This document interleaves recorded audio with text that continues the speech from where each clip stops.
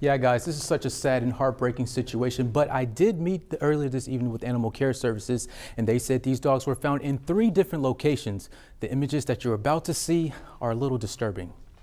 But yeah, we do pick up quite a bit. Workers with Animal Care Services are still trying to put the pieces to the puzzle on who and why someone would place multiple dogs cramped together in different crates. All of them, same breed. You can tell that they came from the same area. They had the same smell to them. They looked the same.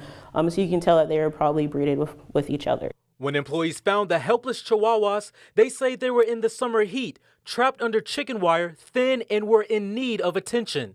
To be honest, the main goal is to get them a forever home, so that way they can stay in a constant, family, or, anyone who's looking for a lap dog, that's our main goal, is to find an animal a forever home, and just to be loved and cared for and, not forgotten. But all hope isn't lost. Volunteers with the nonprofit animal rescue group Forever United Rescue are working with Animal Care Services and are doing their best to nurture these pups. Oh no, come on this grass, look! Oh no, Hope, what is that?